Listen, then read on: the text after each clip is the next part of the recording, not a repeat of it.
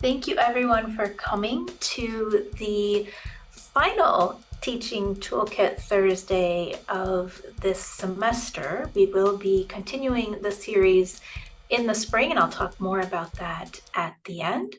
The Teaching Toolkit Thursday sessions are an extension, a living extension of the resources that we have on our teaching and learning website. So make sure that you bookmark that and visit that as well. And the series has given us a chance to revisit the toolkit and continue to update that for you. So today we'll be talking about small group teaching strategies.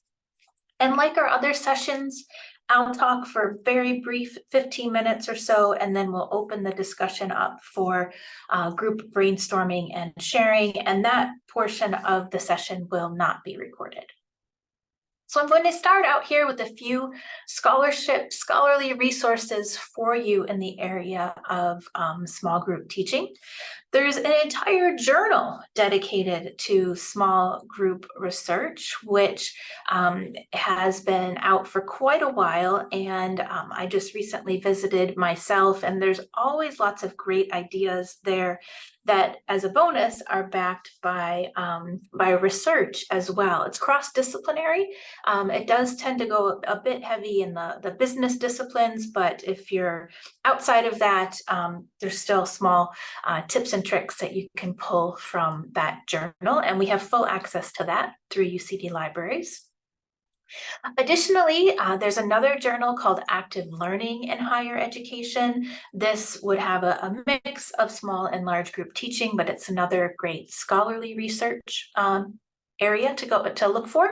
And finally, there's a book that came out a couple years ago from Flower Darby called Small Teaching Online. I know a lot of people that have been attending our Thursday sessions here are online teachers as well, and this is an entire book dedicated to talking about small teaching online. So this is a screenshot of the small group tutorial session page. So what I'm going to do here is go through each of these tabs and stages, and as I said, try to bring them to life with a few additional resources beyond what you see. So the first tab is preparation, and in that we have quite a few questions for you to think about and consider as you're preparing your small group session. And one that I wanted to focus on and share some resources around are, do you know your cohort? There's quite a few ways to get to know your students, and this might be something you'll think about implementing as you reset for spring semester. And one thing that I've done in my courses is a survey, and this is a really quick thing that you can do before the semester starts to get an idea of who your students are. And this is especially helpful, I think, for small classes, as you, the instructor, are starting to build that mental model of who is in your class and to help the students make connections with each other. So in this survey, you can ask questions that are that might be shared with the group and questions that might be just for you. For example, I asked students what type of feedback they prefer, what their orientation towards feedback is. And then if there's things that I might share with the group, I'll be explicit about that in the survey itself. And one of the things that I've done is ask students where they feel at home, not where you're from. That can be a bit of a contested question, but where does your heart feel at home? And this is just an example of a map from this semester to show that we're a global community of learners. So it's a really easy manual thing that you can do. You can just kind of go through the answers and put little dots on a PowerPoint or a Google Docs slide. And then this is just a screenshot of another class too, to show the makeup of different disciplines that they come from. So it's showing the students what type of community they're in aggregate, and really helps to build that community with each other. So the next tab on the checklist is around planning. And two of the questions I'll focus on today about gathering feedback on the session and its effectiveness, and using Brightspace to enhance your class experience. In terms of gathering feedback, there's this really great concept of an exit ticket. And the slides, which we will share with you, all have hyperlinks within here, so you can click and grab these resources. But an exit ticket is sort of what it says there, a ticket to leave. And you can do these manually or digitally, and you can ask certain questions as they leave class. And it's just a quick 1 to 2 minute ticket. Name one important thing you learned in class today. What did you think about something, et cetera, et cetera. This is something I've used to great effect. I actually have a handful of exit tickets here myself from the last session, where I was thinking about our next session and what we wanted to do, asking students for that feedback. And actually what I had planned and thought they would like, almost everyone said they didn't want to do. So it was a really helpful feedback for quickly sort of gathering that feedback on the session itself. Another thing to think about is using Brightspace as even though you might have a small in-class face-to-face session, having that house, so to speak, for all of your documents is really important. There is the new VLE standards policy. If you're not familiar with it yet, it outlines a really nice, clean way of organizing your Brightspace so that it's organized by session and topics. And you can use that as a place to house any handouts, PowerPoints, all of those things that you have in class. It becomes a secondary place for students to go to so that they can find your course materials. And in terms of environment, one of the ones, if we're scheduled through the system, sometimes you're in the same class every week or every other week. Sometimes you're in different classes, or different classrooms all the time. So checking out the venue and finding out where you'll be going to class is really important, obviously. But one of the great tips that I had in my mind, but was reminded by David, my co-conspirator here, is to always have a kit with you, essentially, to be prepared. And this seems like a very simple things, but a lot of times you might run into a classroom and there wouldn't be a whiteboard marker, or there might not be some of the basic stuff that you were planning on. So throwing a couple of whiteboard markers into your backpack, any of those things that you were counting on having in the environment, making sure that you have them with you as well, or just double checking that they're in the classroom is an important tip, even for seasoned veterans like us. Assessment is the next tab, and we have lots of resources on assessment broadly, but in speaking around and thinking about small group teaching in particular, I wanted to take a second to focus on that feedback aspect again. Is it timely, useful, and direct? And how can learners react to it and develop their work further?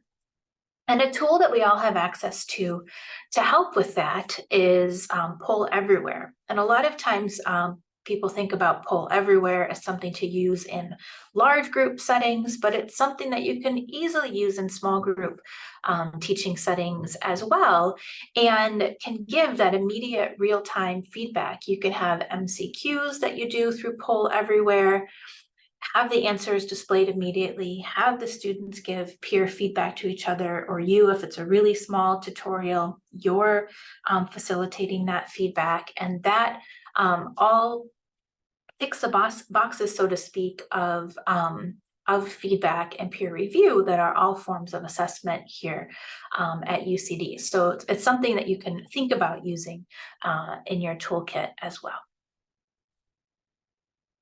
The next tab is activities, and thinking about what type of learning activities might help the students to achieve the outcomes, ensuring everyone's able to participate equally and inclusively. And I have a few great treasure trove sites, that I like to call them, bookmarked here. The first one is called Equity Unbound. And this is a group of open source learning activities that are primarily created to be done online, but many of them can be modified for face-to-face learning as well. And there are a bunch of cards that you'll see here that are a whole list of introductory activities, warm-up activities, setting the tone, you name it. Each of these tabs here has a whole list of other activities below them as well. And I'll pop a link to that in the chat for you to bookmark as well. Really, really, really tremendous resource. It can be overwhelming, but it's, like I said, another one that's we could spend a whole session just going through each of those activities. The next one, very similar site. This website is called Liberating Structures, and these are activities that are meant to be inclusive and equity-minded ways of creating community in classes. And each card here will take you, again, to an activity, a way to facilitate that in a classroom. There's Fishbowl, which you might have heard about, little ethnographies, shift and sharing, tons and tons of great ways to get small groups working together around different topics. And many of these, if not all of them, are cross-disciplinary as well, so you can add little tweaks to each to make it relevant to your own disciplines. The last one is from a website called the Cult of Pedagogy, and this is a great blog post that also is a long laundry list here of discussion strategies, gallery walking, philosophical chairs, pinwheel. You can see I could scroll down and down, and it's wonderful that the website here goes through and talks about ones that are low prep, which sometimes we need that quick way to get people in, and then some are, it goes medium prep, ongoing, and some that take more time to pull together. And one thing that I've done in that survey that I mentioned at the beginning of the session, I use the answers to that survey to help create groups at times as well, because sometimes you'll get a group that might be maybe a bit timid or not ready to chat with each other right away. You can use the survey to maybe cluster students together that are of a certain discipline or have ticked off likes or things that they like to do in a certain way. So you can utilize that back-end information that you're getting to help make those class discussions go a bit more smoothly. And the next one here, final one on the tab, I believe, is scheduling. And one of those is, timing sessions is always a tricky thing to do. And sometimes staying on time is tricky as well. So one quick suggestion and fix for that is to utilize timers as you're working and facilitating class. If you have dedicated a certain time, a certain piece of the tutorial or the sessions to having students talk in small groups, sometimes time can get away from us. And if you had on the board or up on the screen a simple timer, this kind of helps people look back and check and make sure that you're staying on time. And of course, you can always go overtime if things are getting very interesting, but sometimes that's, you need to cut time so that you can move on. And it's helpful to have that visual reminder up as the discussion is going on. We don't need a timer for now, so we'll skip through that. And that was the last tab, and the quick intro to the toolkit for small group teaching. Before I stop the recording, I just want to let everyone know we have our spring schedule set. It's not up on the Booking Center yet. It will be soon, but we'll be continuing into the spring, starting with Intro to Assessment. We'll have Supporting Student Learning, which will be co-facilitated with our new students as partners. So we're really excited about that one. And then we'll end the spring semester with delivering a lecture, which is the last part of the toolkit to review.